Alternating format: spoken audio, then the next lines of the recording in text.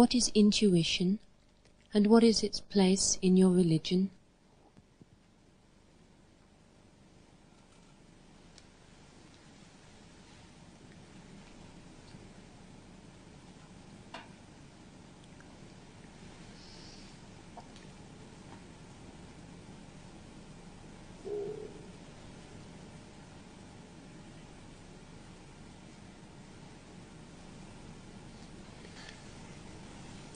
It is a little bit complex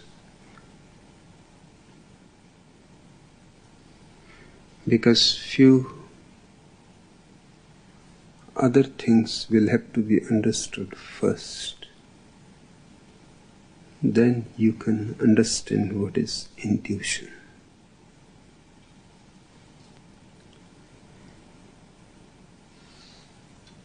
Intuition is the highest rung of the ladder, the ladder of consciousness. It can be divided into 3 divisions. The lowest and the first is instinct. The second and the middle one is intellect. And the third and the highest one is intuition.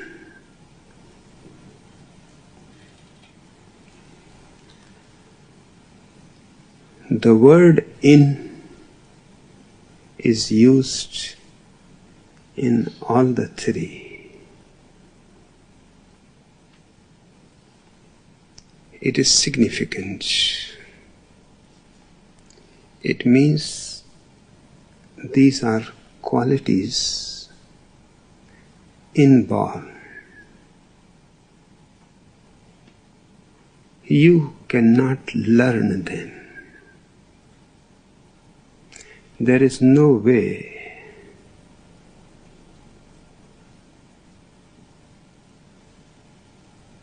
to grow them from any outside help.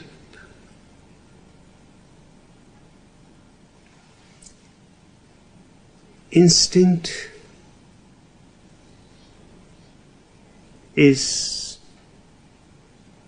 the world of the animals. Everything is instinct.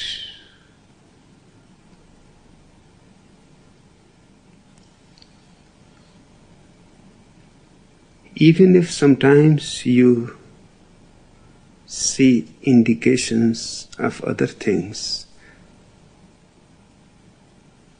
it is your projection. For example, you can see love in animals.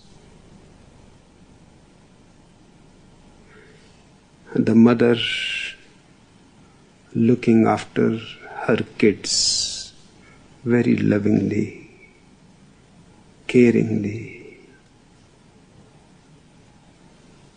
And you can think that it is not just instinct, it is something higher, not just biological, but it is nothing higher. It is simply biological. The mother is doing it like a robot in the hands of nature. She is helpless. She has to do it. In many animals, the father has no instinctive fatherliness.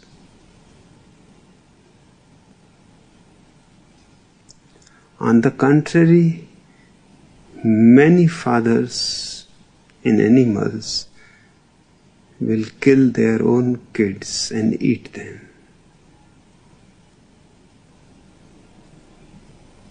For example, in crocodiles,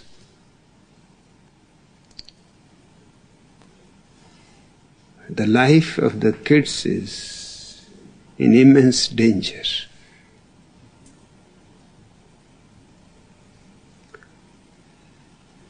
The mother is protective, fights for the kid's life, but the father just wants to make a good breakfast. The father has no instinct. In fact, father is a human institution.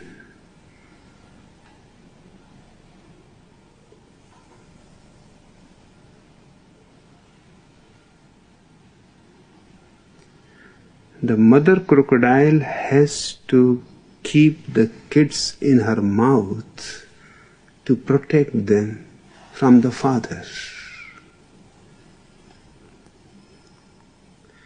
She has a big mouth. All women have.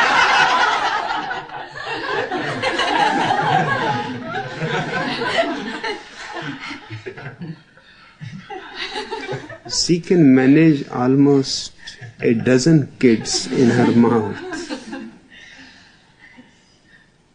But in mother's mouth, just within her dangerous teeth, the kids are perfectly safe.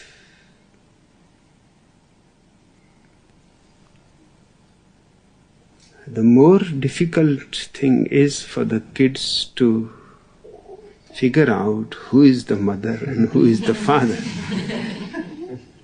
because they both look alike.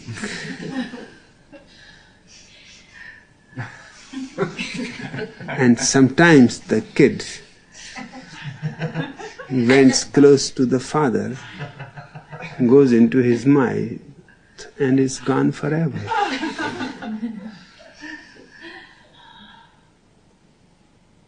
Then he will never see the light again. But the mother tries to fight, to protect. And perhaps that's why nature gives children in such abundance. 1 dozen each time, each year, the mother gives. If she can manage to save even 2, that keeps the population exactly the same.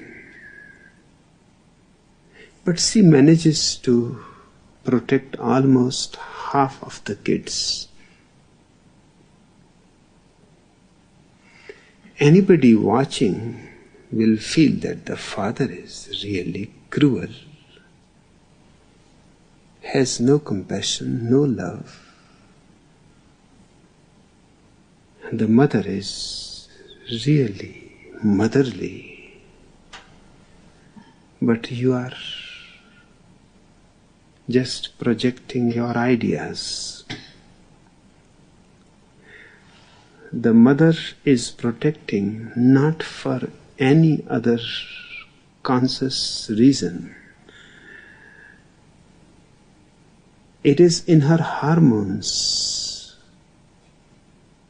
to protect them. And the father has nothing to do with those hormones. If he is injected the same hormones, then he stops killing his own kids. So it is a question of chemistry, not of psychology or of anything higher than biochemistry.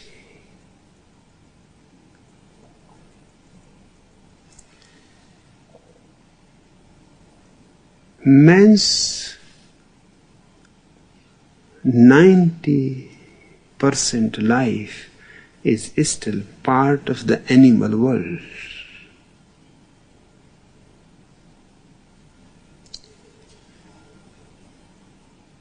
We live by instinct.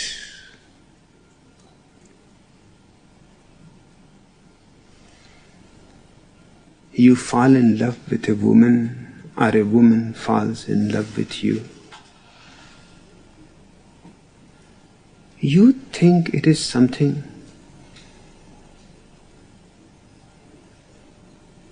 great.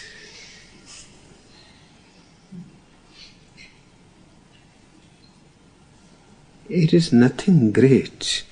It is simple instinctive infatuation. It is hormones being attracted by the opposite hormones.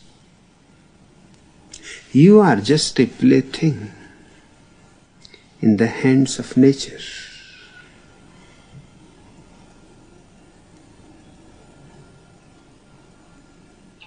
No animal bothers about delicacies and subtleties about love. But man feels that just to be instinctive is insulting, humiliating. Your love, and it is just biochemistry. Your love is poetry, your love is art, your love is philosophy, but biochemistry. It seems as if you are ashamed of your biology, of your chemistry, of your nature. But this is not the way of understanding. You have to understand exactly what is what. Distinctions have to be clear. Otherwise you will remain always confused. Your ego will go on making you project as high as possible things which have nothing to do with anything higher than the lowest strata.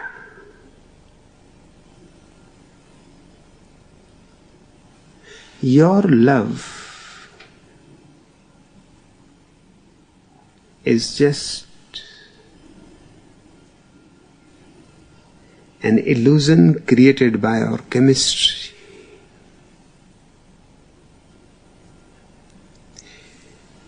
Just think, if the romantic idea of love is taken away, then I don't think any man or woman will be able to stand sex and its absurdity. It will look so stupid. Just take away the romantic idea and think in straight terms of biology and chemistry. Then your sex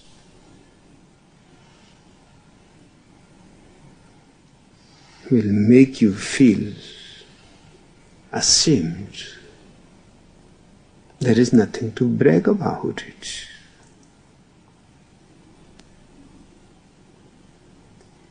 And just imagine yourself making love to a man or a woman with no romance, with no poetry,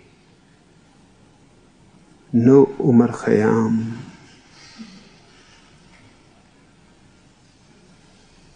no Shelley, no Byron.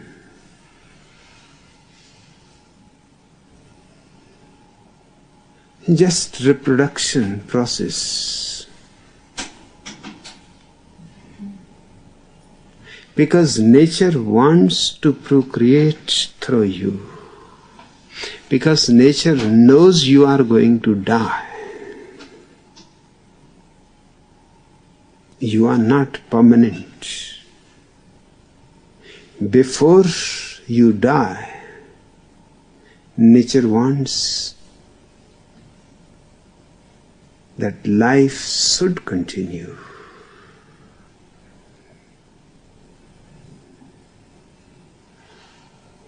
But man cannot go into sex unless he has something romantic about it.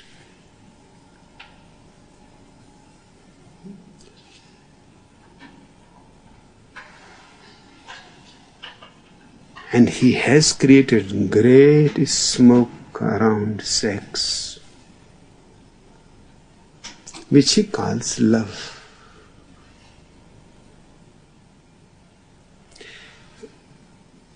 Pretends, even believes that it is love.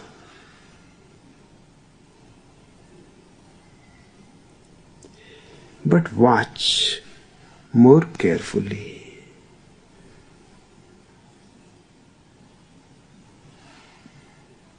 You are interested in a man or a woman,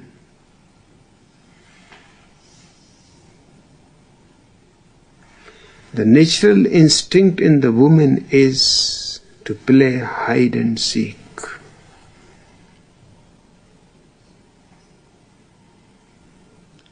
It is very strange that in all the cultures, all over the world, the small kids play two games without fail. Their religions are different, their cultures are different, their races are different, their societies, their languages, everything is different. But as far as these two games are concerned, whether they are born in Africa or China or America or India, it makes no difference. One is the game of hide and seek.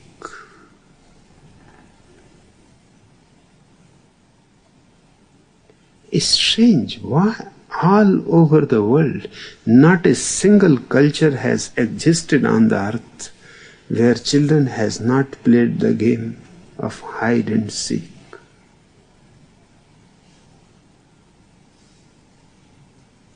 It seems to be something to do with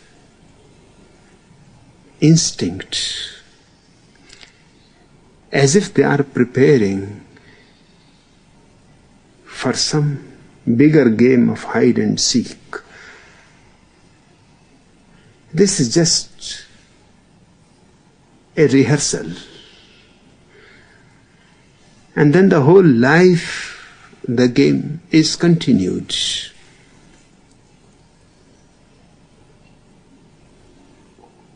The woman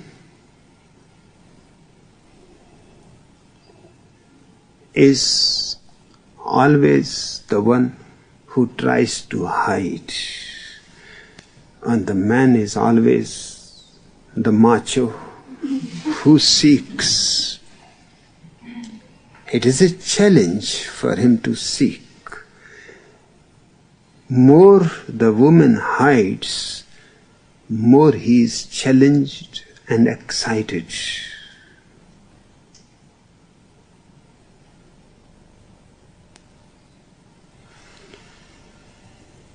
Hence you will see it that more a woman is beautiful,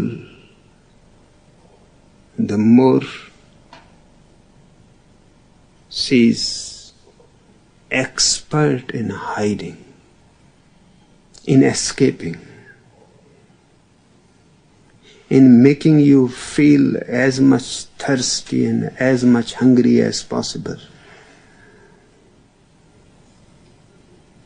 She goes on saying no, that no is her hiding.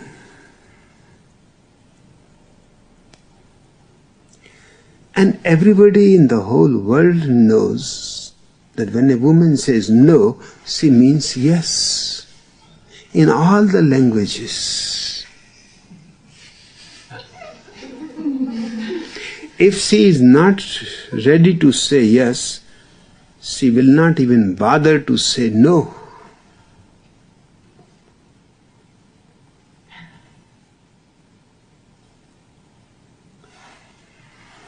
In my university, a student who was my neighbor in the hostel was very shy of girls.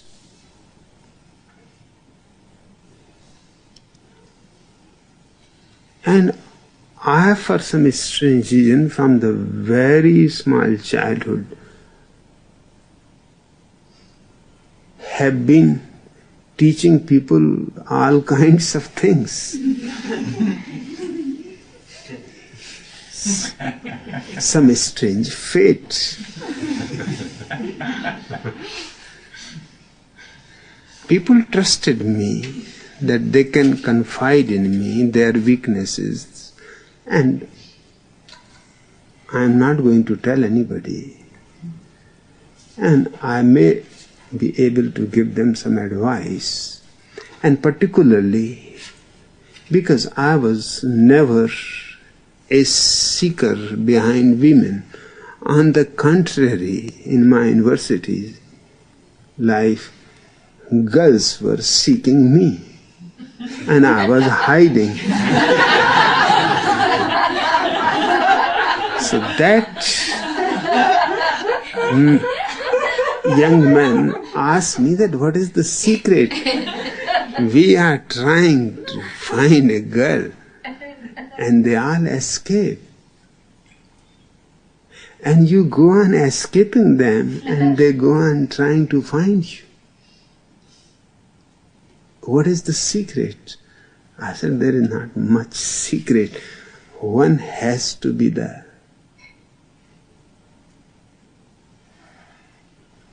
hider and one has to be the seeker. Once it is decided that I am not going to be the seeker, then naturally they started seeking. It is just a reversal of the instincts, and because I know that one has to play the part,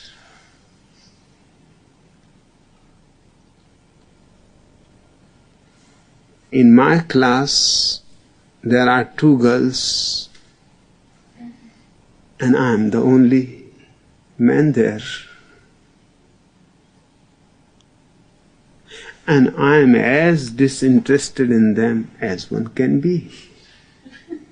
Now, naturally, that is a challenge.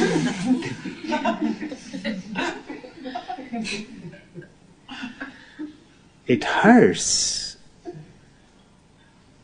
And particularly one of the girls was really beautiful. She was a Kashmiri girl, one of the fairest and the most beautiful in India. And she had never thought, and it had never happened in her life. Everybody who came in contact was immediately interested in her. I was the only man who was not interested at all. We were sitting on the same desk It was I who had to go on keeping myself close to the wall. And she went on coming close to me. I said, you have enough space. Just leave a little buffer ground between.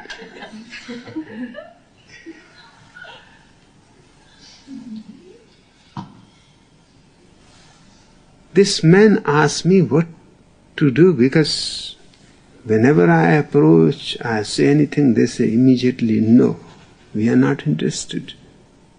I said, you have heard the saying or not, that when a girl says no, she means yes.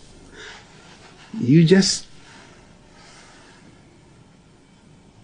take it for granted that it is yes. When you listen no, you understand yes and go on ahead, following yes.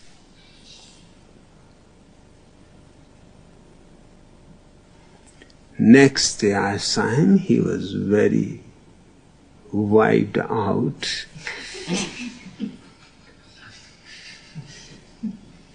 I asked, what is the matter, what happened? He said, this advice of yours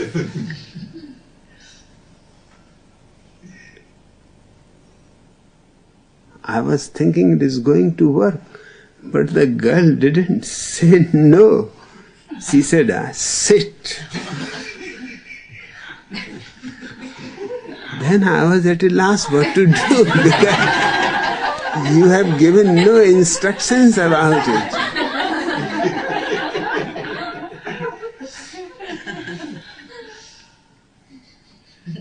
I said, now I give you a general instruction that covers everything. Because if I give you one single thing and she says something again, you will be in trouble. If she says anything, she means yes. Otherwise she won't bother even to say that. She will simply turn away and go on her way. If she becomes angry, that is quite something. That means it is possible. She has shown some emotion towards you. Her instincts are stirred. Now you have to be a little clever to turn her emotions in your favor. But if she says nothing, does not even look at you, then it is better you seek somewhere else. She is going to be difficult for you. She is right now very difficult, and if you get her, then she is going to be really terrible. It is better you forget about her.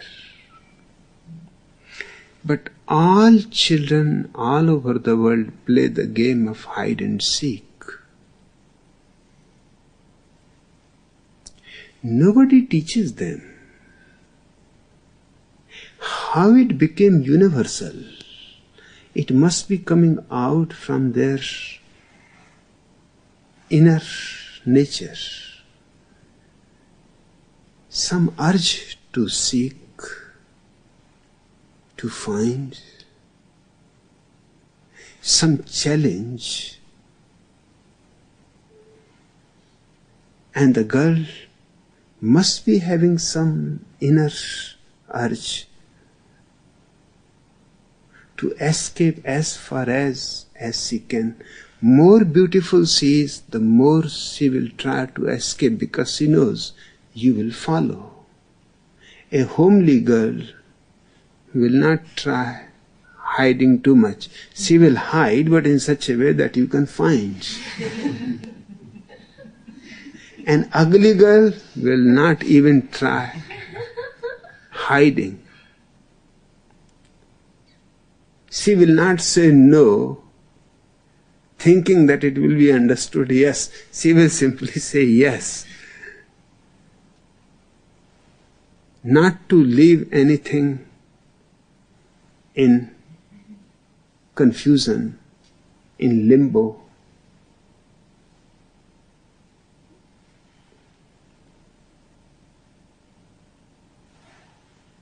The same is true about the men.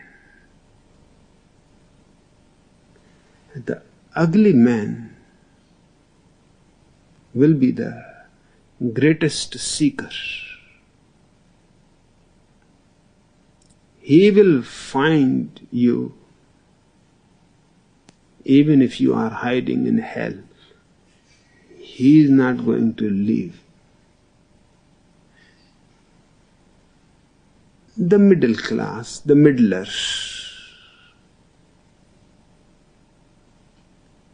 will try to find you, but not so hard. If he can find you, good, otherwise he will seek somewhere else. The most beautiful will not try seeking at all. He will wait for you to come. And these things happen naturally. Nobody decides these things. It is part of your biological nature.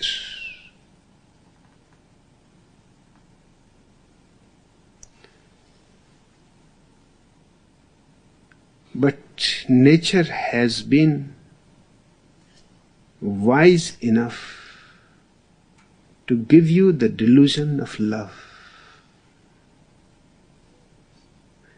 Otherwise, just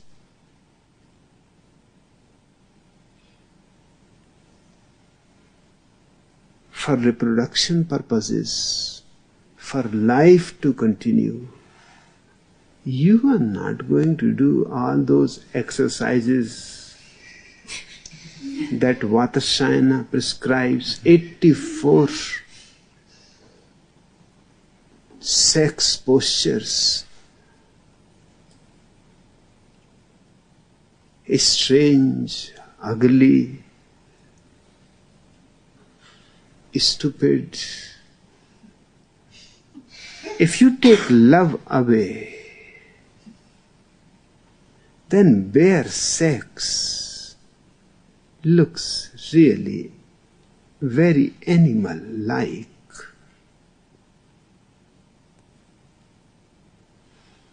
That is one of the problems that humanity has been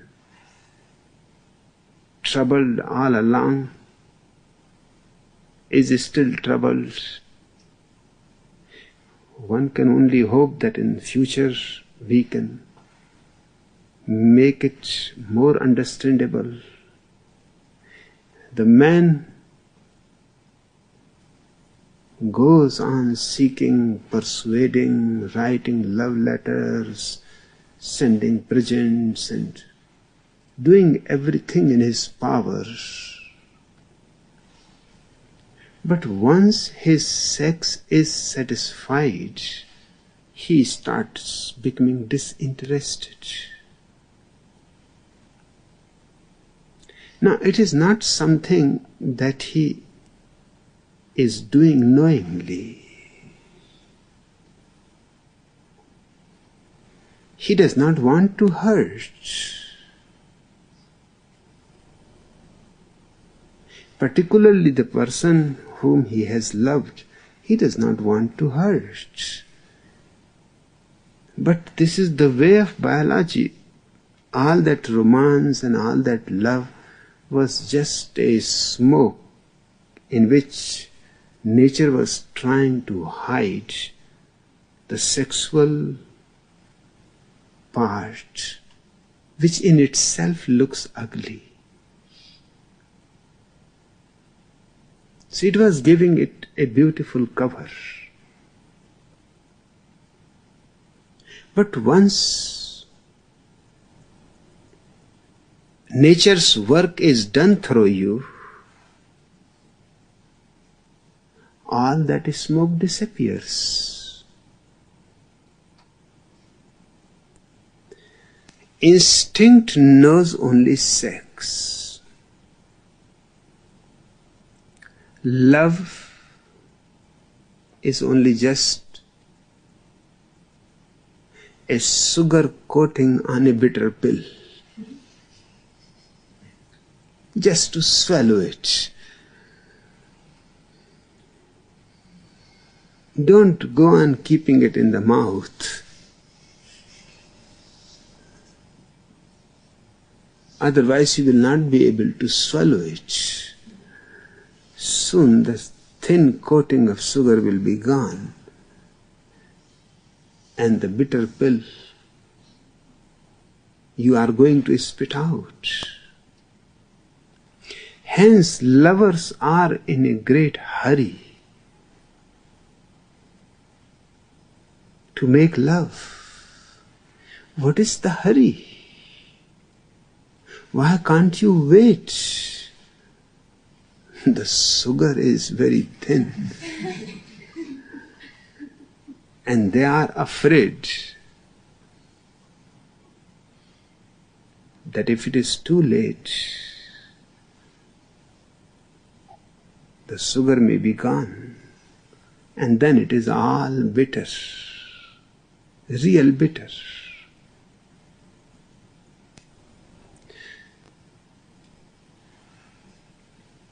Instinct does not make you a man. It simply keeps you a two-legged animal.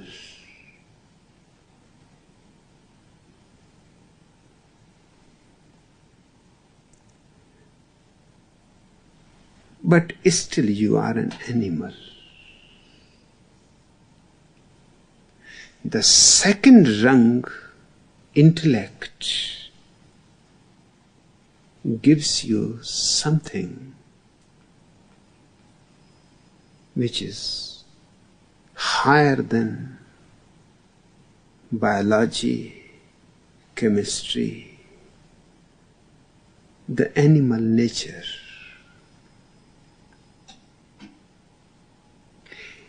Intellect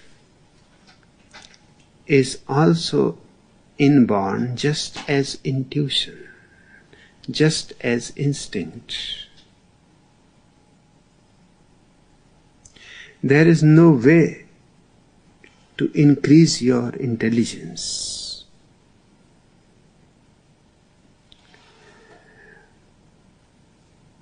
All that can be done is to make your whole potential actual, which looks like as if your intelligence has grown. The reality is that the most intelligent person uses only 15% of his potential. The normal, ordinary, common person uses only 6 to 7%.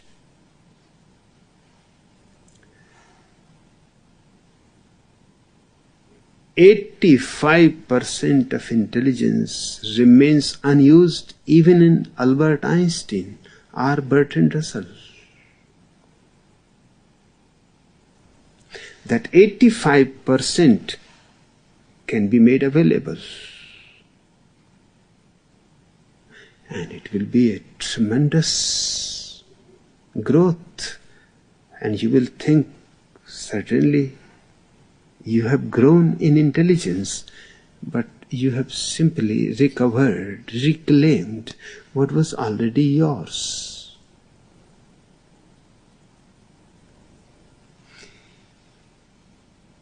We have found ways how to teach intellect, how to increase your power of memory. All the schools, colleges, universities, the whole system of education around the world is only doing one thing: to sharpen your intellect. But there has arisen a problem which was not foreseen by the educationists, that when your intelligence becomes a little powerful, it starts interfering with your instinct. There starts a competition, a struggle for power. The intellect tries to dominate, and because it has logic on his side, reason, argument, 1,001 proofs, it can manage, as far as your conscious mind is concerned, to convince you that the instinct is something evil.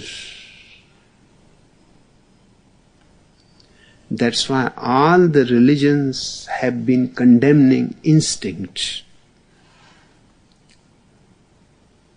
They are just intellectual games. Instinct is part of your unconscious mind.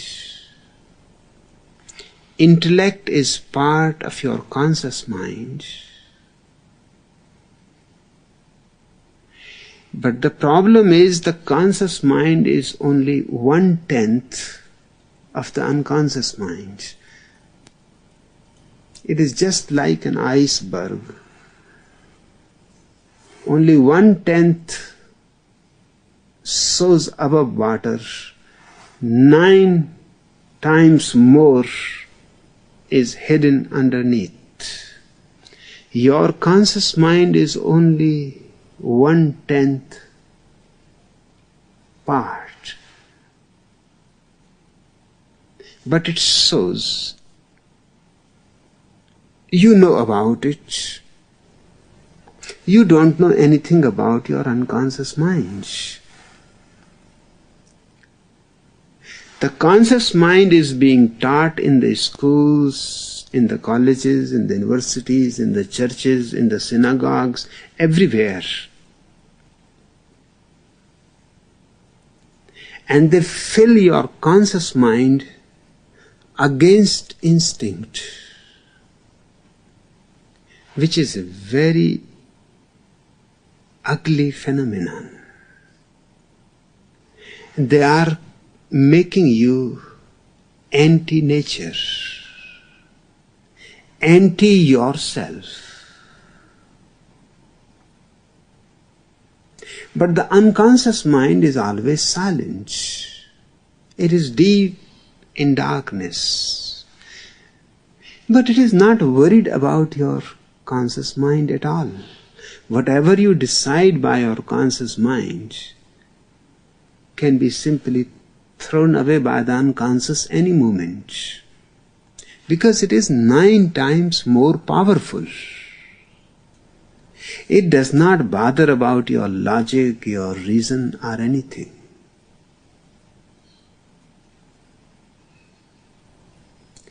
It is not without reason that even a man like Gautam Buddha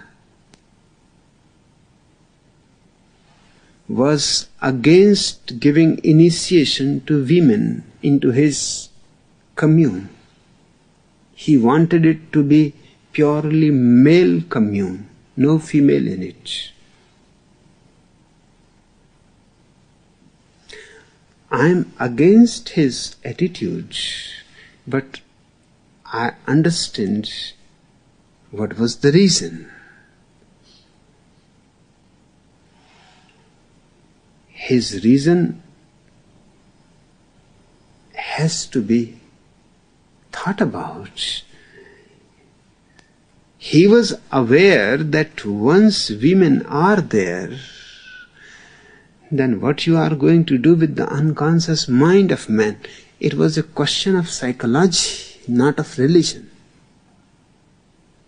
And Sigmund Freud or Jung or Adler are just pygmies before Gautam Buddha.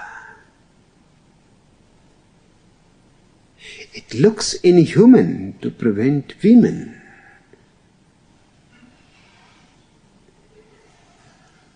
But if you look into his insight, you will be surprised. The man had some solid ground. And the ground was not the woman. He was not really telling that keep the woman out. He was telling that I know you cannot be victorious over your unconscious. It was not a condemnation of women in reality. It was a condemnation of the disciples. He was saying that bringing the woman in, your unconscious will start overpowering you.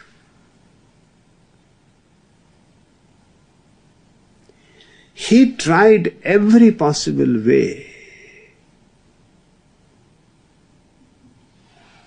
He told to his monks, they have to walk looking only 4 feet ahead,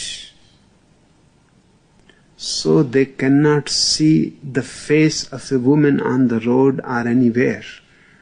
At the most, they may see her legs.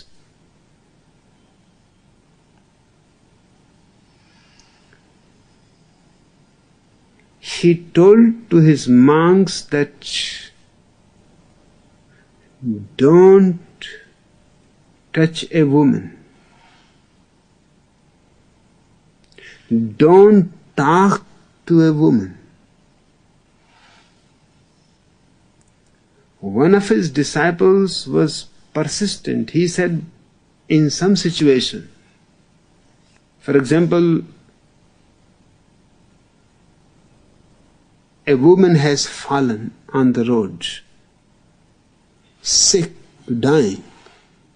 Do you want us not to talk to her, to ask her where she wants to go?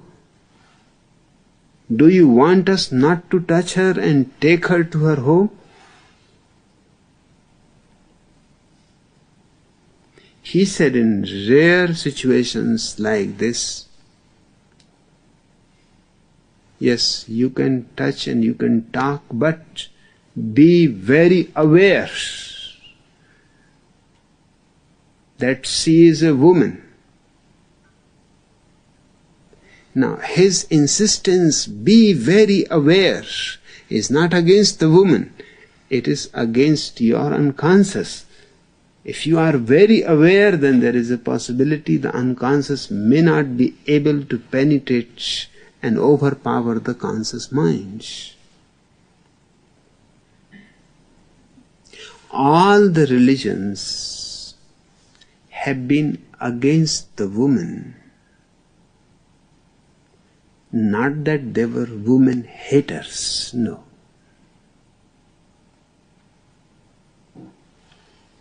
They were simply trying to protect the monks, the priests, the popes. Of course, I don't agree with their methodology because this is not a way to protect. In fact, this makes you more inflammable. A monk who has not touched a woman, who has not talked to a woman, who has no idea of a woman, is bound to be more in the grip of his instinct than a man who has lived with women, talked with them, and has been at ease as with any man.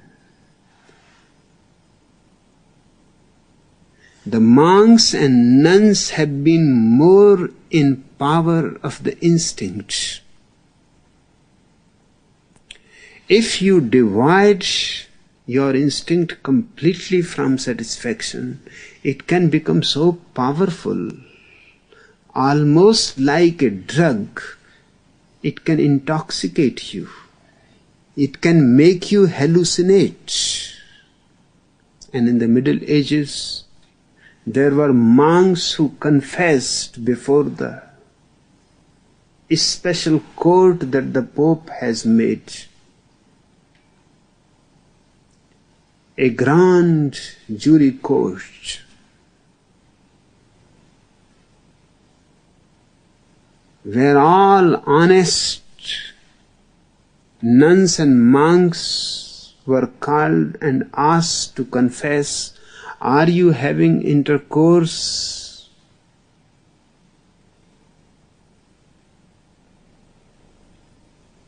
with devils, with witches? And thousands of them confessed yes. The witches come in the night, the devils come in the night. The monastery walls and locks cannot prevent them. Of course, devils and witches. And they described exactly how a witch looks, how a devil looks. And they tempt them into sexuality, and they are unable.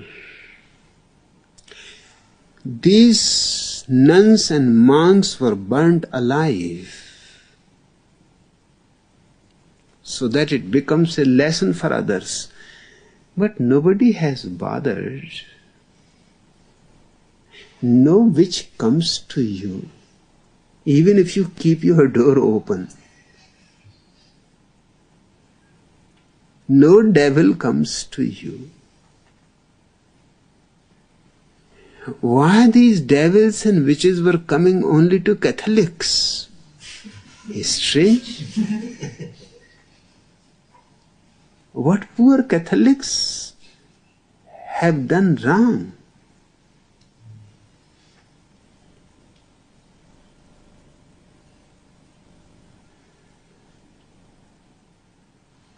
The reason is simple.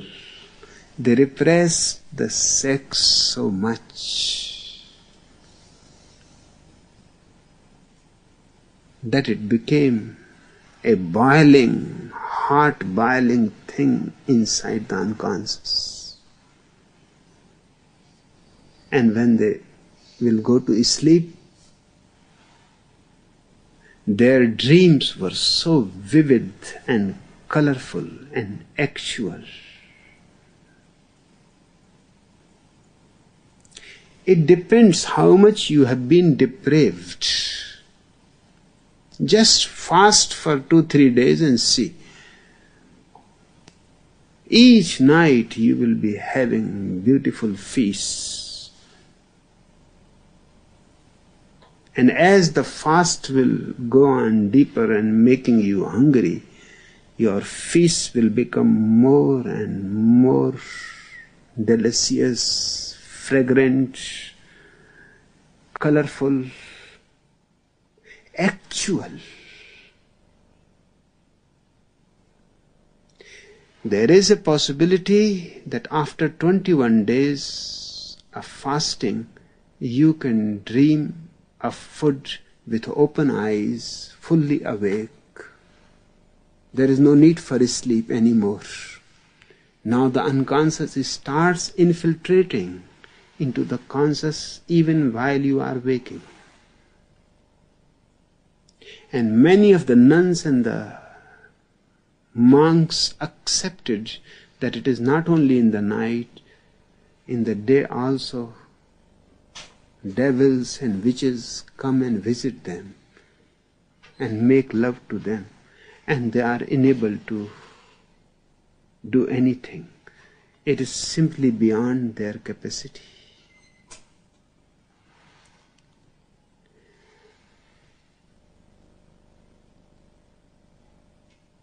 Other religions have done the same thing. My effort is just the opposite of all the religions.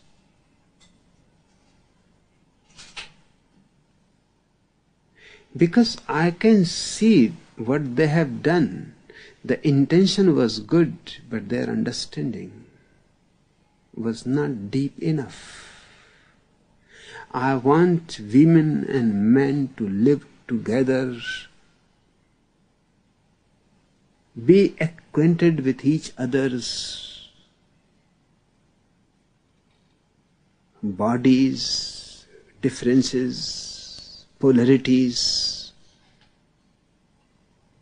so that there is no need for your unconscious to carry something repressed in it. Once your unconscious is completely free of repression, your instinct has a different quality to it. It is joined with intelligence. When your unconscious is no more repressed, there is no Berlin Wall between your conscious and the unconscious. The wall can be withdrawn because there is no repression. So there is no need to keep the unconscious hidden. Then you can move out and in of your unconscious as easily as you move from one room to another room in your house. This is your house. Gurdjieff used to use this simile of the house, that man is a 3-storied house. The first story, the unconscious; the second story, the conscious; the third story, the superconscious. Once your intelligence and instinct have no conflict, you have become man for the first time. You are no more part of the animal kingdom. And to me, this is what is needed absolutely for anybody who wants to know truth, life, existence. One who wants to know who he is. Repressing your own 9 parts of mind, how you are going to know yourself? You have deprived so much of yourself into a basement where you cannot dare to go. All religious people have lived in fear, trembling. What was their fear? The fear was their own unconscious and their repressed instincts, which were knocking on their door of the conscious. Open the door, and we want to come in, and we want realization. We want to be fulfilled. The more starved they are, the more dangerous they are. You are surrounded by hungry wolves. Each instinct becomes a hungry wolf. And this is the torture in which so-called religious people have lived, surrounded by hungry wolves.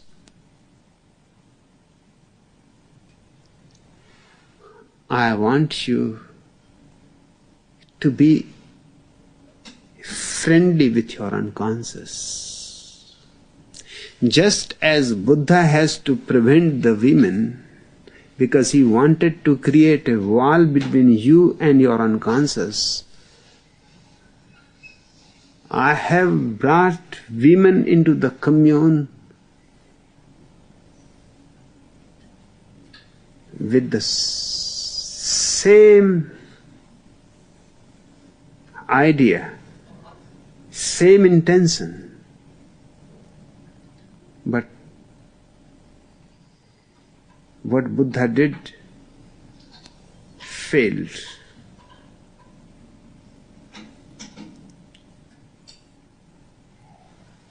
What I am doing is making it foolproof. It is impossible to fail because I am not in any way supporting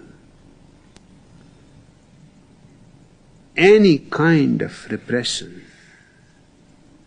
Let it all be expressed. Let your biology be satisfied to its full.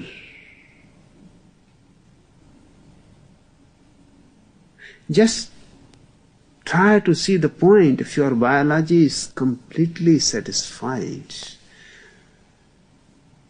there is no fight between the conscious and the unconscious. You become one whole as far as mind is concerned. Your mind is one whole. It will release tremendous intelligence in you because most of your intelligence is involved in repressing. You are sitting on a volcano, trying to hold the volcano not to explode. The volcano is going to explode. Your power is so small, it cannot hold it forever. On the contrary, when it will explode, you will be thrown into so small pieces that to put you together again is impossible. There are so many mad people around the world in your mad asylums, hospitals. What they are, who they are, what has gone wrong with them. They have fallen in pieces and you can't put them together. There is no possibility of putting them together unless you manage all their repressed instincts to be fulfilled. But who is there even to say this? Because I have been saying it for all 35 years continuously. I have become the most notorious man in the world. Just yesterday I saw in Stern a cover page story, 15 pages, and this is only first part. It is going to be in 5 parts, in 5 continuous issues of the magazine. Their heading on the title page is The Sex State. I really like it.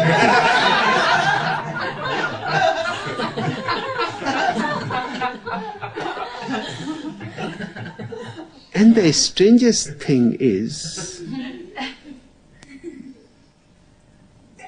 that after those 15 pages, if you go on looking, then you will be surprised who is living in a sex state.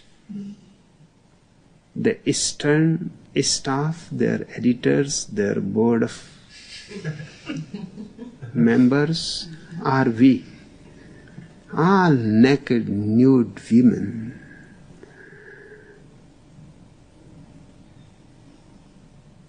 Not only naked, because a naked woman is not so fascinating. You have to make her nakedness even more fascinating by giving her sexual clothes, which in a way show her body and in a way hide it too. So you can play again the hide-seek game. So you can start dreaming about how the woman will be looking behind these clothes. She may not be so beautiful behind these clothes. In fact, all female bodies are the same. All male bodies are the same. Once put the light off, and all colorfulness and all differences disappear. Darkness is such an equalizer, so much communistic.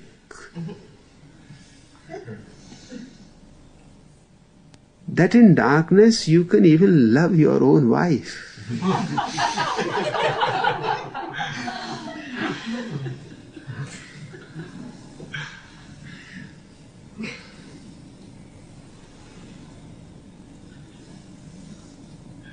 The whole magazine is full of sex, but we are the sex state. Even Playboy writes against me. I wonder that we are living in a really strange world. But I know why Stern or Playboy or magazines like that, third-rate, exploiting people's sexuality.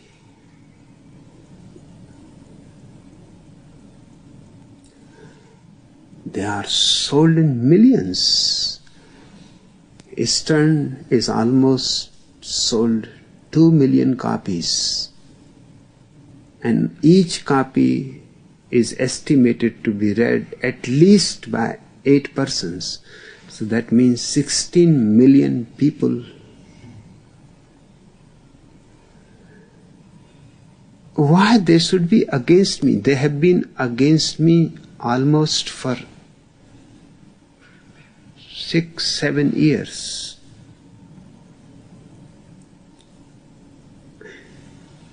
The reason is that if I succeed, then these magazines will have to close their offices. They live upon repression. It is a simple logic why they are against me. The priests are against me, who are against sex, and the people who are using sex as an exploitation, Playboy, Stern, and there are thousands of magazines around the world. They are also against me. It seems strange because they are not against the Pope. Not a single article against the Pope. The Playboy should be against the Pope, who is continuously condemning sex. But no, there is a intrinsic logic. The more the Pope condemns the sex, the more he represses the sex, the more Playboy sells. Only in my commune nobody will be interested in Playboy or Stern. Who bothers?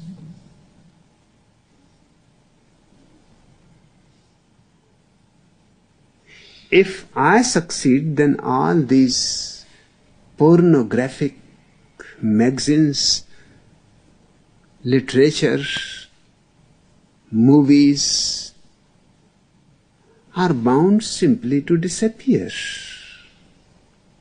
And it is a great investment behind them.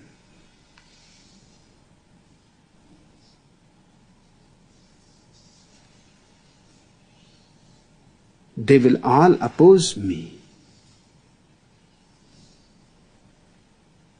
And they will oppose me and condemn me in the name of sex as if I am spreading sexuality. If anybody has spread sexuality, it must be your God. I have nothing to do with it. He goes on giving birth to children with sexual hormones. He should stop it. He should listen to the Pope.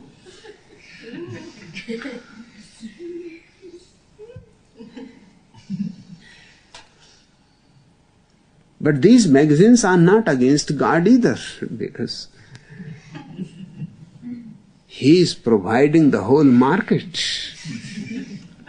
Popes and priests are all in deep conspiracy. They both are together against me, because I am simply trying to spoil the game. But that has been my habit from the very beginning, to spoil people's game. If they are playing football, I will simply take the football and run away. And now the whole team is coming after me.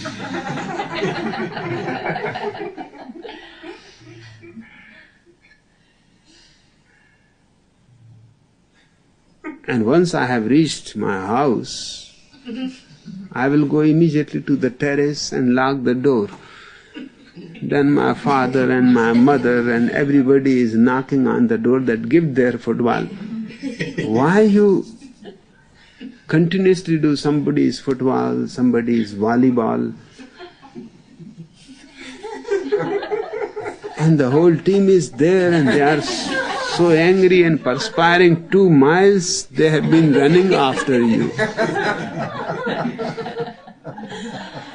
And I will say, because I cannot tolerate any stupid kind of thing. Wherever I see anything idiotic happening, I stop it.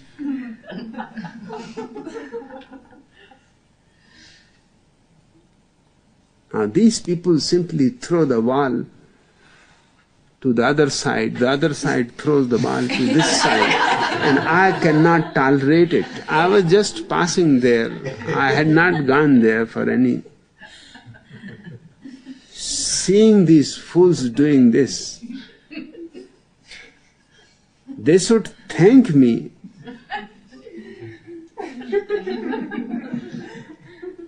My father will say that if they want to do something stupid, let them do. Why you interfere?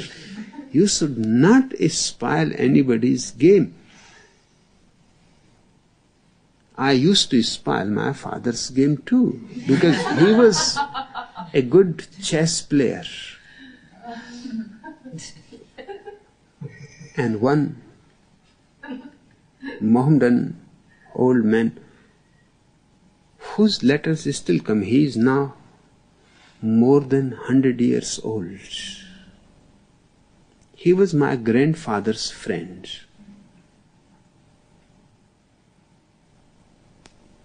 Haji Abdul Baba.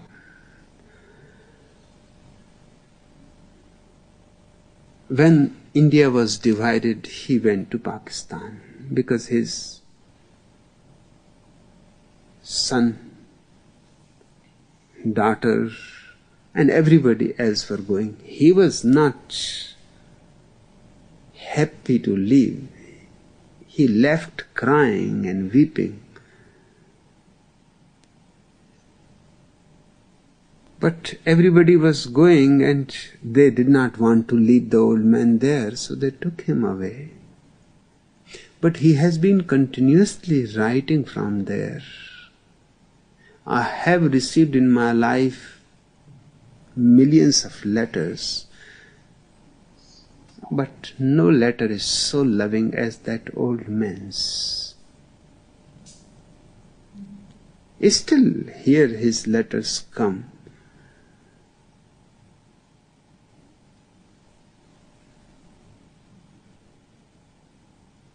Just few days before his letter was here, he continuously writes, Bete, that is my son. But in Hindi, beta means my son. When you make it bete, you are making it as full of love as possible. Beta is simply my son. In English, there is nothing compared to bete. Just a little change, but bete becomes my beloved son. And something more, something plus, which is untranslatable.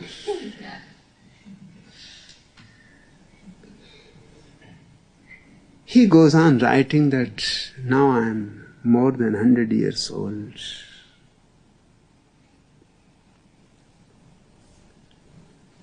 My only wish is one time to see you before I die.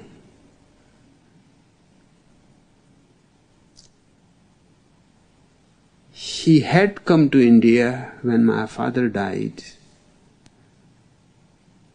but because he is a Haji, he has been to the pilgrimage of Mecca, which is called Hajj, and whoever makes the pilgrimage gets the title Haji. Each Mohammedan is required at least one time in life to go to Mecca. Otherwise, he will not have entry into paradise.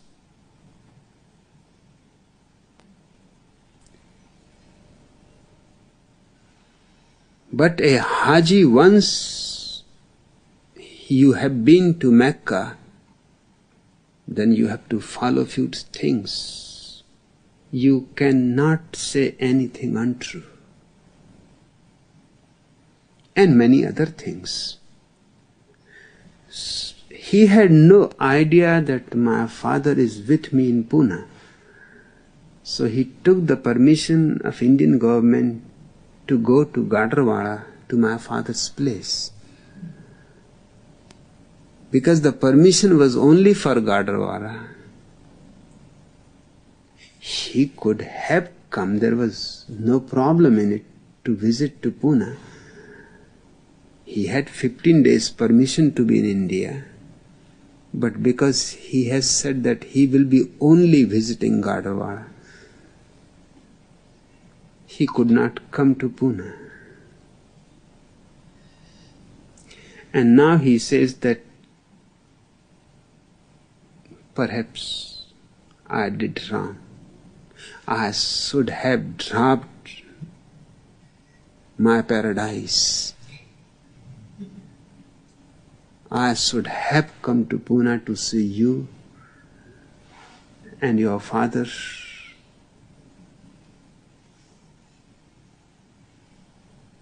And if by any sacrifice I can see you, I am ready to do it. I am ready to drop the paradise. This old man was an expert in playing chess. He was my grandfather's companion to play chess. When my grandfather died, my father started playing with him.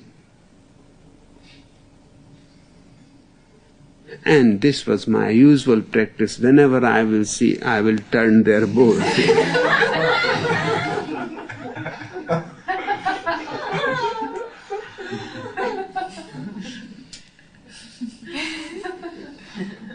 But that old man was never angry. He said,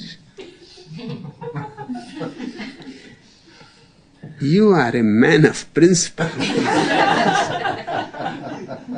I cannot allow you to be so stupid that this is elephant and this is camel and this is the king and this is the queen, whom you are befooling, both unnecessarily wasting time." It was good that I came by, otherwise you would have continued.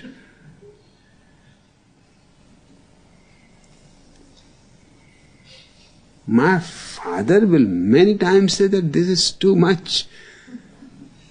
We are not wasting your time. We never disturb anything what you are doing, because we know if we disturb you, you will create so much nuisance. You go on doing everything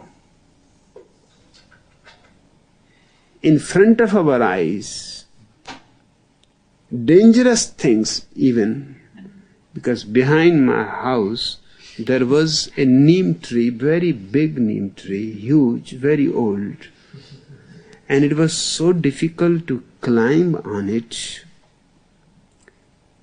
and my father wanted it to be cut.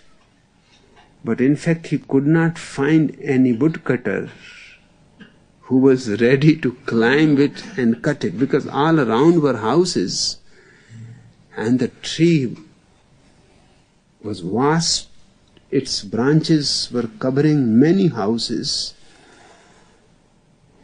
and all woodcutters said that it is almost impossible, a difficult job. If we cut those branches, they can fall, destroy somebody's house, take somebody's life, and our own life is in risk. The tree is not in an empty space where we can manage. Nothing can be done here. I used to climb over the trees, and the tree was known as having ghosts in it. In India, it is thought that if somebody is possessed by a ghost, you take the person to a tree which is well known, famous, that many ghosts already live there. Then naturally that ghost, seeing its society, leaves the man and enters into the tree, and then immediately you have to hammer a long nail in the tree.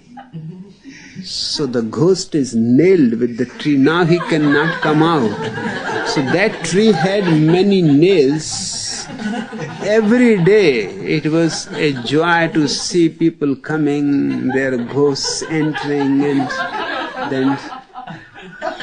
and I used those nails for stepping. And my father said that you see every day that ghosts disappear.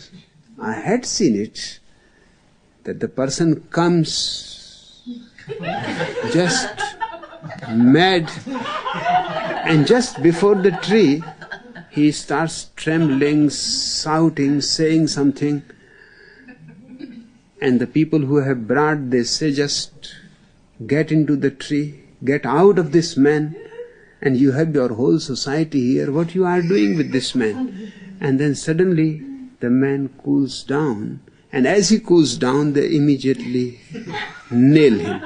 And he said, you see every day. I said, I see every day. You see also every day. I go on stepping on those nails, and no ghost has even troubled me. Perhaps they think I am also a ghost or something. Unnailed ghost.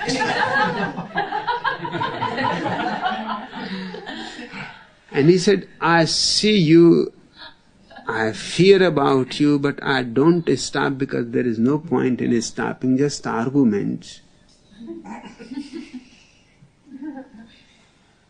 We had a small well, and just to clean the well, they had put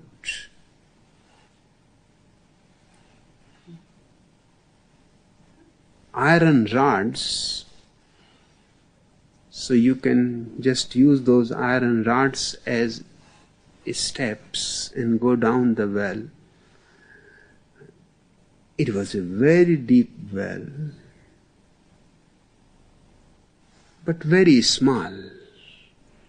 It was just for the family purpose. And once in a while I used to go to take a bath in the well, and he will see and he will say, okay, go. You know that we have to drink that water. But we cannot prevent you. And we know that someday you can be in danger. It is very deep, and it is 60 feet at least. Even if you cry, nobody will listen. I said, I am not the one to cry. I would die silently and live silently. I am not going to cry. You don't be worried about it. And as far as the depth is concerned, I have fathomed it. There is no problem. I go to the very depth. And many times I have found your things. A bucket has dropped and I have brought it out. You know that I go to the very depth. So he will say that we never stop anything, and you just jump into. I said, I jump only when I see something absurd going on. This is absolutely absurd. And I am a sport. Now this good sport is going on between the priest and the playboys. The priest goes on repressing, and the pornographers go on printing more pornography, and their pornography is sold more than your Bibles. People read playboys, keeping the magazine inside the Bible. So you may think that, what a holy man. Always reading Bible. Whenever you see anybody reading Bible, just go close. See actually whether he is reading the Bible. 90% chances are it is a Playboy magazine. These both type of people are exploiting repression. Hence, it is in every way logical to be against me. They both are against me.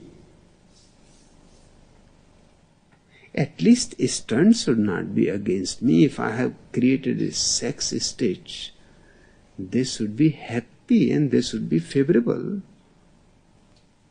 But no, they are absolutely angry.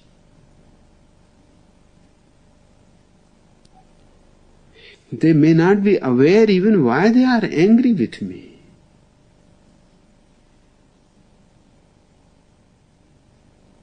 They may be doing it absolutely unconsciously. But unconscious has also its own reasons. You may not be aware of them.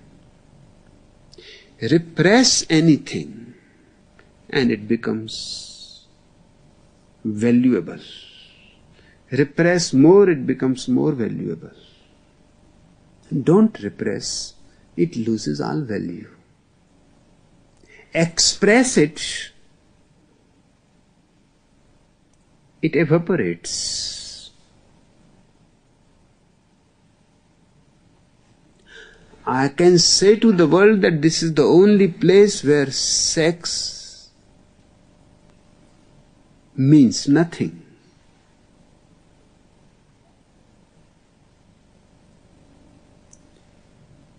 It has no value. Nobody is bothered by it. Nobody is dreaming about it. Nobody is fantasizing about it. In fact, sannyasis continuously go on writing to me, what to do, my sex is completely disappearing. I say, what to do? Let it disappear. You need not do anything. This is the whole purpose here. It should disappear. Don't make any effort to make it disappear. But when it is disappearing, please don't make any effort to prevent it. Say goodbye. It is just great that it is disappearing. But the trouble is that people think when sex is disappearing, perhaps now nothing is left. Because sex was all their excitement, their ecstasy, their joy. No, there is really so much waiting for you. Just let the sex disappear so that your energy becomes available for a higher kind of excitement, a higher kind of ecstasy. When your unconscious and conscious meet, because there is nothing repressed in the unconscious, that is the moment of their meeting and merger. At that very moment, another great opportunity opens up for you. Because you are no more involved with the lower. Your whole energy is available for the higher. You are in the middle, the conscious mind. Because repression is there, you are involved to repress it. Go on repressing it. It is not a question that once repressed, you are finished with it. You have to repress it constantly because it is coming up again and again. It is just like a ball. You hit it and it comes back to you. The greater force you put in hitting it, with greater force it comes towards you. The same is the question of instincts. You repress them, the more energy you put in repressing, the more energy they will have coming back to you. From where they can get energy? It is your energy. But when you are completely free from unconscious and its involvements, it is clean, silent, then your whole energy is available. And energy has a fundamental principle about it. It cannot remain static. It has to move. Movement is its nature. It is not a thing that you put somewhere and it will remain there. No, it has to move. It is life. So when there is no reason to move downwards, it has only one way, to move upwards. There is nowhere else to go. It starts hitting your superconscious.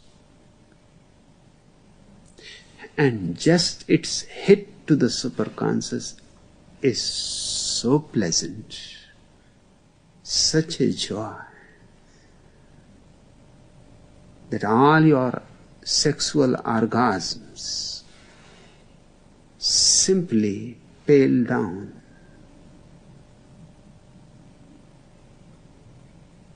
You cannot imagine it, because it is not a quantitative difference that I can tell you that it is 10,000 more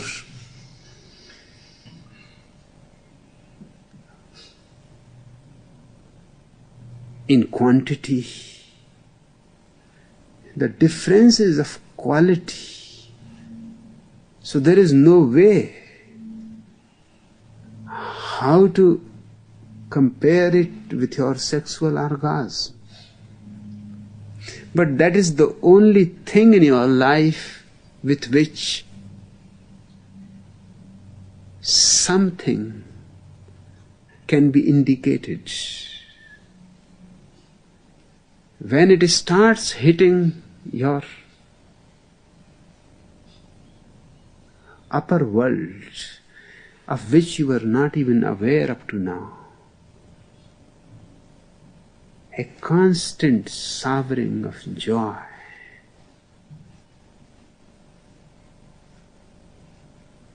The sexual orgasm is so momentary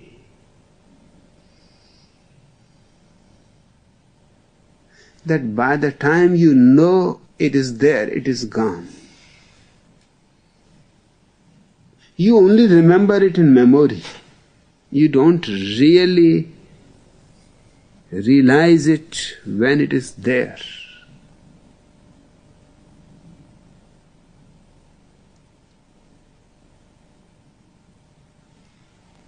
Because of this momentariness, you become more and more addicted in it. Because you remember there was something great was happening. So let us go into it again. Let us go into it again. But there is no way. Before it has come, you know it is coming, because the bell starts ringing in your head.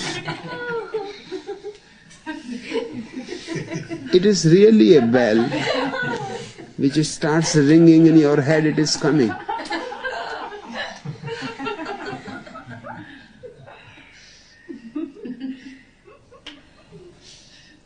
You know that it is coming and you know that it is gone.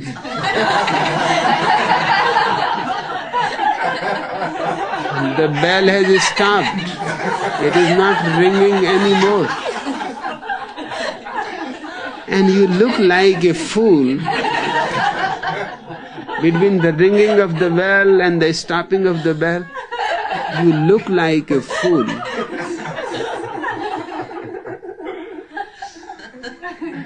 Perhaps man feels more ashamed. That's why after making love he simply turns and goes to sleep.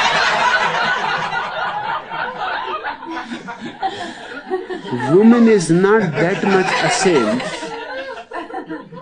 for the simple reason because she is not an active partner.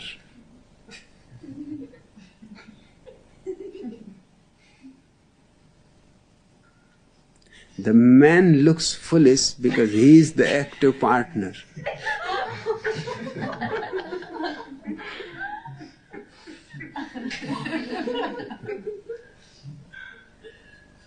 Just the energy touching your higher level of consciousness, super consciousness, just the touch, and there is a shower of joy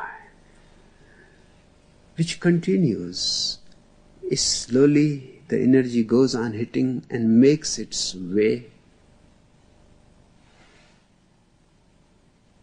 to the center of the super consciousness. You have nothing to do. Your work is finished when you have stopped repressing and you have cleaned your unconscious. Then you have nothing to do. Then all that has to be done is by your energy. And when you reach at the center, a new faculty starts functioning in you, which is intuition. At the center of the unconscious is instinct. At the center of the conscious is intellect. At the center of the superconscious is intuition. Instinct makes you do things, forces you to do things even against your will.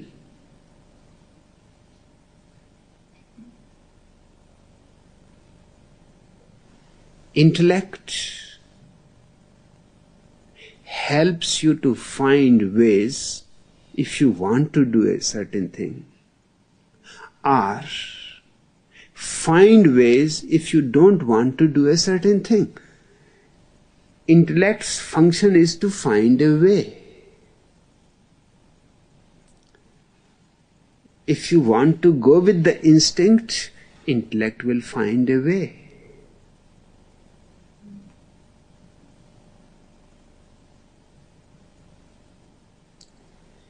If you are a so-called pseudo-religious person and you want to go against your instinct, intellect will find the way. It's strange ways, but intellect is at your service. Whatever you want, it will do.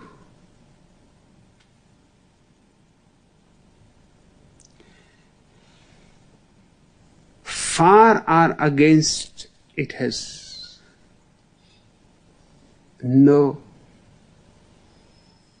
favor for anything. It is simply at your disposal.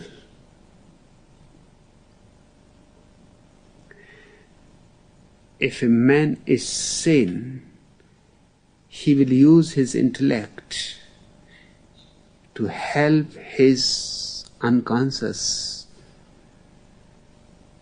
be fulfilled. Sooner it is fulfilled, the better. So that you are free from it. Fulfillment means freedom from it. If you are some kind of crackpot, Catholic, Protestant, any kind, there are all sorts of crackpots available in the world. You can choose what kind of crackpot you want to be.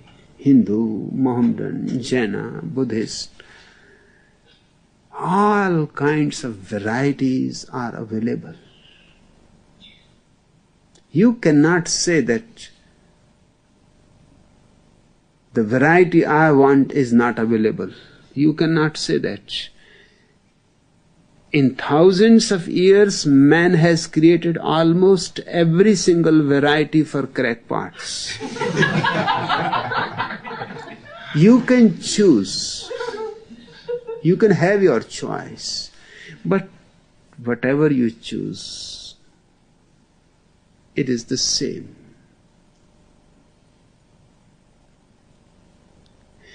Nobody has told you how to use intellect to fulfill your unconscious, your nature, your biology, your chemistry.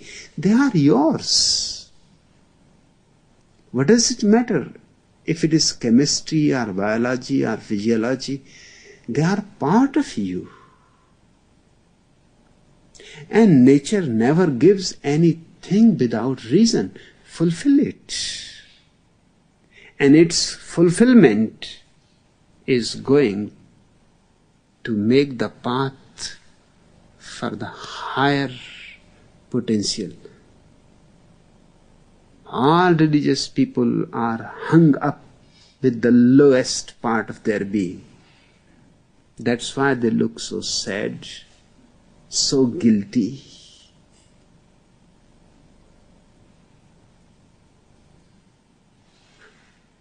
They cannot rejoice. Jesus goes on saying to these people, rejoice. And on the other hand, he goes on saying to them, remember the hell.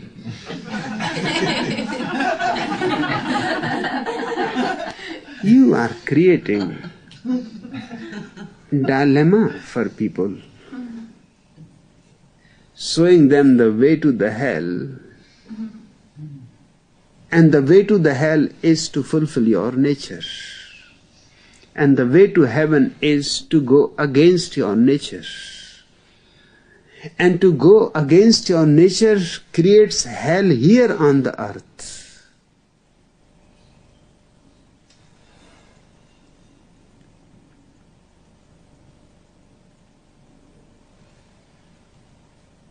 I want to create the paradise here, now.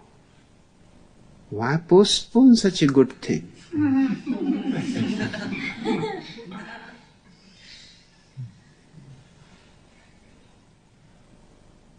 Things which are not worth your attention you can postpone. But paradise? I am not ready to postpone it for tomorrow or for the next second. You can have it here now. All that you need is a clean unconscious, fulfilled, contented. Biology settles, chemistry settles, and gives you all the energy that was involved in those planes. And the energy shoots by itself upwards. And it stops only at the very center of your superconscious mind. And there intuition starts functioning. What is intuition, you have asked? Intuition is in some ways like instinct. In some ways absolutely unlike instinct. In some ways like intellect, in some ways absolutely against intellect. So you will have to understand, because it is the subtlest thing in you. It is like instinct because you cannot do anything about it. It is part of your consciousness, just as instinct is part of your body. You cannot do anything about your instinct.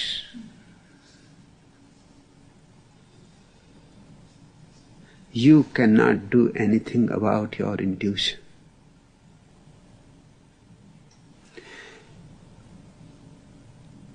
But just as you can allow your instinct to be fulfilled, you can allow and give total freedom to your intuition to be fulfilled. And you will be surprised that what kinds of powers you have been carrying within you. Intuition can give you answers for ultimate questions. Not verbally, but existentially.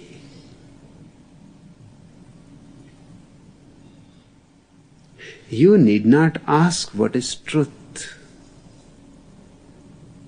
Instinct won't hear, it is deaf. Intellect will hear, but it can only philosophize. It is blind. It can't see. Intuition is a seer, it has eyes. It sees the truth. There is no question of thinking about it.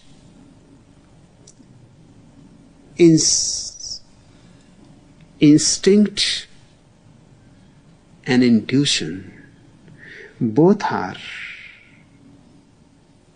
independent of you.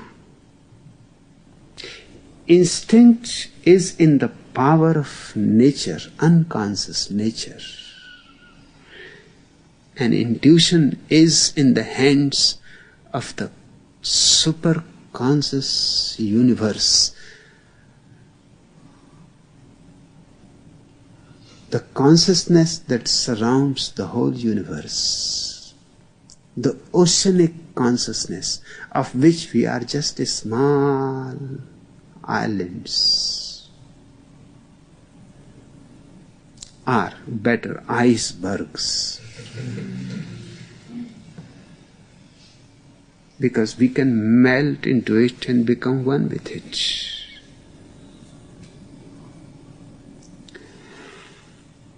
In some ways, it is exactly opposite than the instinct. Instinct always leads you to the other. Its fulfillment is always dependent on something other than you. Intuition leads you only to yourself. It has no dependence, no need for the other. Hence, its beauty, its freedom, independence.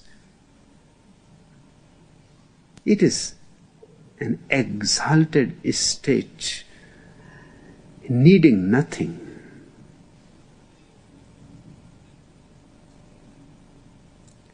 It is so full of itself, there is no space for anything.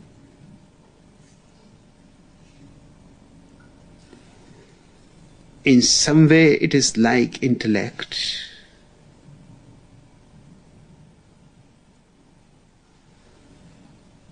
Because it is intelligence. Intellect and intelligence are, at least in appearance, similar, but only in appearance. The intellectual person is not necessarily intelligent. The intelligent person is not necessarily intellectual. You can find a farmer so intelligent that even a very great professor, very great intellectual will look a pygmy in front of him. It happened when in Soviet Russia after the revolution, they were changing Petrograd, the city of Petrograd, and making it a new city after Leningrad.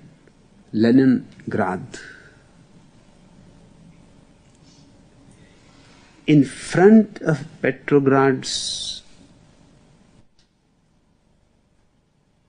huge and beautiful and ancient castle, there was a big rock which the Tsars have never thought to remove. There was no need. But now cars have come into existence, and that rock was blocking the whole road. The rock had to be removed. All great engineers, but the rock was so beautiful they wanted to remove it and keep it as a memorial. So they did not want to destroy it or dynamite it. So all great engineers, but all that they could think about was dynamite it or start cutting it piece by piece, and then later on we can put those pieces together. But Lenin said that won't do. That will not be the same thing. The rock is so beautiful, that's why the Tsars has kept it just in front of their palace. And at that time, a man came, a poor man, on his donkey, and he just stood there listening all this argument, and he laughed and started going. Lenin said, "Wait, why you laughed?" He said, "It is such a simple matter. Nothing has to be done. All that you have to do, just dig around the rock. Don't touch the rock at all. Just dig around the rock, so the rock will settle deeper in the hole. You will not be disturbing the rock will remain there. It will not be blocking anybody. And there is no need to dynamite it or to destroy it." Lenin said to his engineers that you are great engineers, architects, and this poor fellow, what he is saying is more intelligent. And that's what was done. The rock was saved. The road was saved.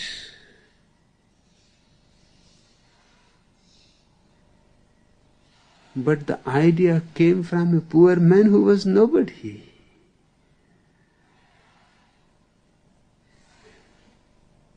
I have watched it meeting thousands of people,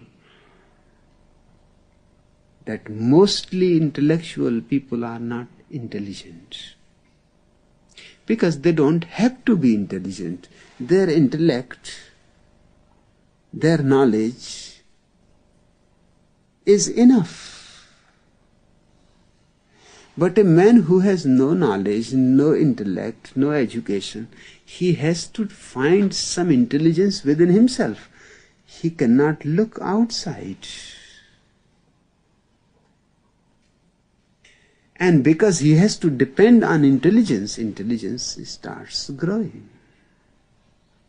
So it has something similar to intellect, but it is not intellectual. It is intelligence. The function of intellect and intelligence is totally different. Intellect functions through steps, step by step. It has a procedure, a methodology. If you are doing a question in mathematics, then there are steps to be followed. In India, there is a woman, Sakuntala, still alive, who has been around the world, almost in all the universities, exhibiting her intuition. She is not a mathematician. She is not even much educated, just a matriculate. When Albert Einstein was alive, she was giving her demonstration before him. And her demonstration was strange. She will just sit with a chalk in her hand before the board, and you ask any kind of question about mathematics, arithmetic, and you have not even finished the question and she starts writing the answer. Albert Einstein has given her a certificate. She has shown the certificate to me when I was in Madras. She lives there. She showed me all her certificates. One was from Albert Einstein. The certificate says that a question that I can do at least in 3 hours, because I will have to follow the whole method. I cannot just jump from the question to the answer. And I asked the question to this woman, and I know that nobody can do it in lesser time than I can do it, and that is 3 hours. Others may take even 6 hours or more.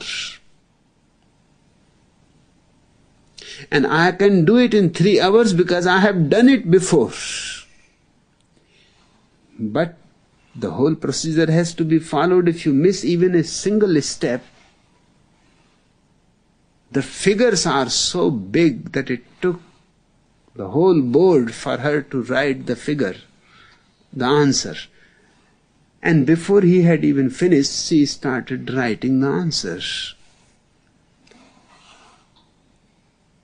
And he was puzzled, absolutely puzzled, because it is impossible. He asked, how you do it? She said, I don't know how I do it. It simply happens. You ask me and figures start appearing before my eyes somewhere inside. I can see 1, 2, 3, and I just go on writing. That woman is born with her intuition functioning. But I felt really sad for her, because she became just an exhibition. Nobody bothered that a woman who is born with intuition functioning can become enlightened so easily. She is just standing on the border, one step, and she becomes the ultimate in consciousness. But she is not aware, because this is just a born, some freak of nature. There was another boy, Sankaran, and he used to pull a rickshaw in a city. And the professor of mathematics was an Englishman, and he used to go in his rickshaw to the university.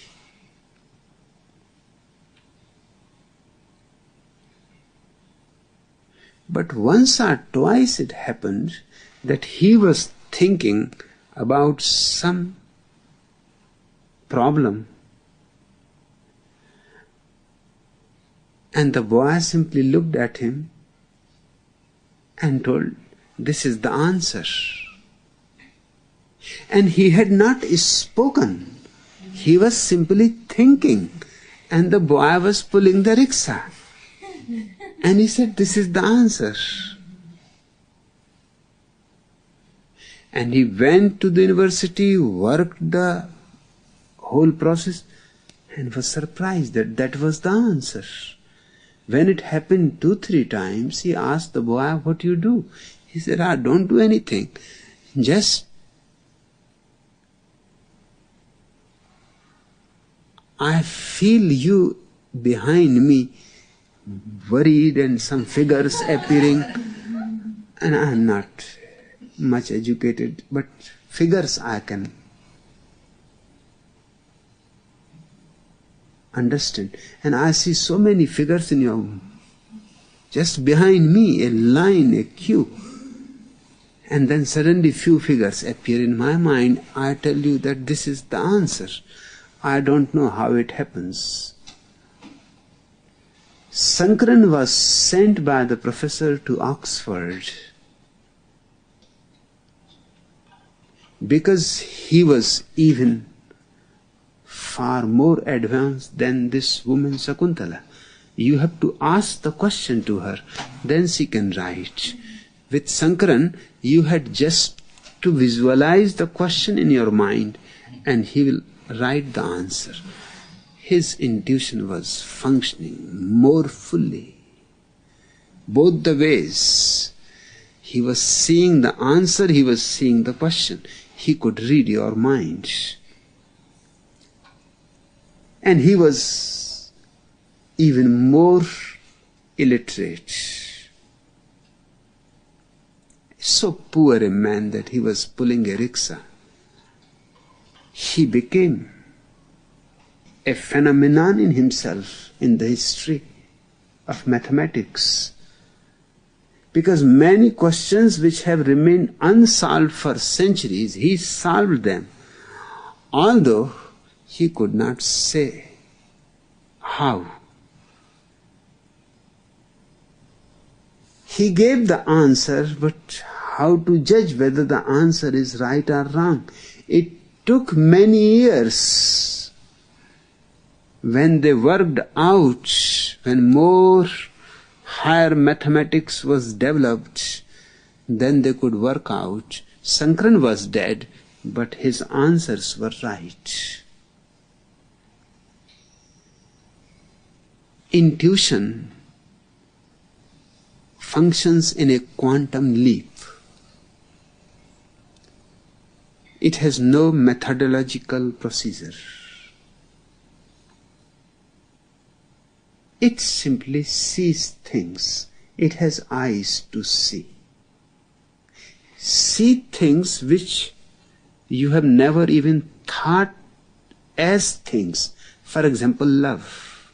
You have never thought it as a thing.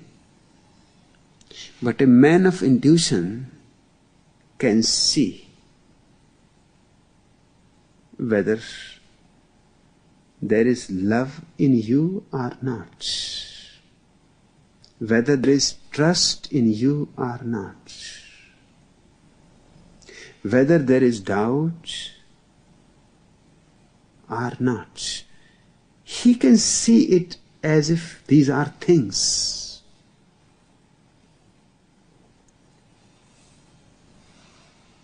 In my religion, intuition holds the highest place. That's where I am trying to push you. Unclean, unconscious is hindering you. Clean it. And the way to clean it is to satisfy it. To satisfy it so much that it starts telling you, please stop. It is more than I needed. Only leave it then.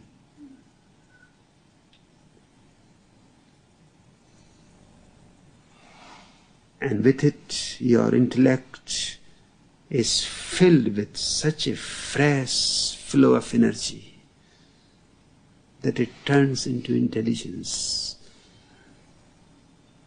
And the energy goes on rising and opens the doors of intuition. Then you can see things which are not visible to your physical eyes. Things which are not even things. Love is not a thing. Truth is not a thing. Trust is not a thing. But they are realities. Much more real than your things. But they are realities only for intuition, existential.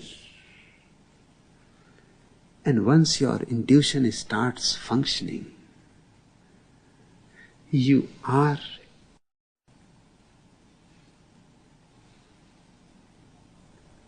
for the first time really a man. With the unconscious you are animal. With the conscious you are no more animal. With the superconscious you are man. And I love to quote a Baul mystic, Chandidas,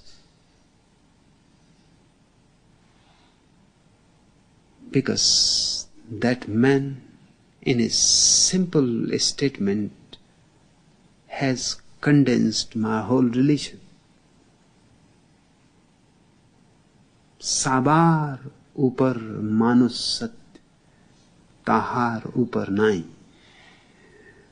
Above all is the truth of man, and above that there is nothing. This man Chandidas must have been an authentically religious man.